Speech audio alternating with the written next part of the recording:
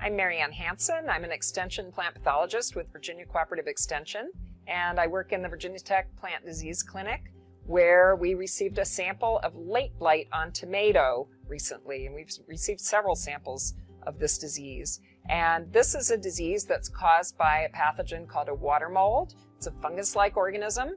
It's called a water mold because it produces swimming spores that like really wet conditions. So we typically see this disease when temperatures are pretty mild and there's a lot of cloudy weather, wet, rainy weather.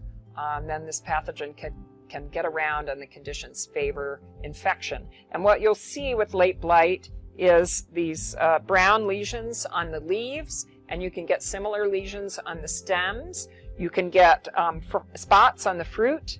Often the fruit spots will come in from the stem end, and you'll get these large brown areas on the fruit, or you can see the lesions on basically any plant part. Here you see it on just the middle of the fruit, and it's kind of a black, dark, greasy looking spot, similar to the spots that you see on the leaves.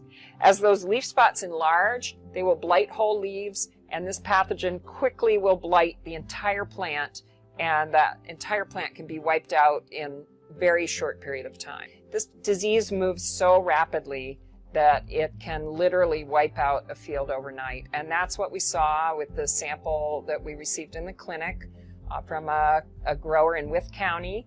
He said that he had 650 plants, 3 different varieties. They were all wiped out within a matter of days in his field. And that's what late blight can do. In fact, this is the same disease that caused the Irish potato famine in the mid-19th century, where many of the Irish starved because they lost their entire potato crop during a 2-week period of very wet, rainy weather. So this is a pathogen that can attack both potato and tomato. It is what's called an obligate parasite, so it needs living tissue to survive. So it's not going to survive on dead tissue. It's not going to survive in the absence of living tissue.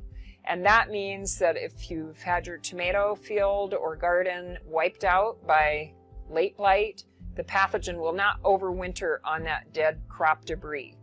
And that's a good thing for tomato growers. The bad thing for potato growers is that if it's in the tubers, which it can be, then it could survive in potato tubers that you keep over the winter.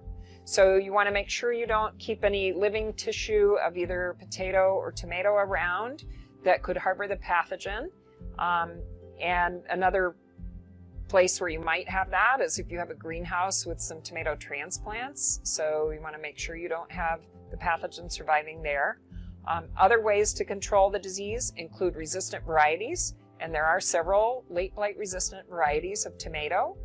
And you can also use fungicides to control the disease, but you have to do that preventatively. So you need to have a fungicide in place protecting those plants before you have these conditions of prolonged, wet, rainy, cool weather.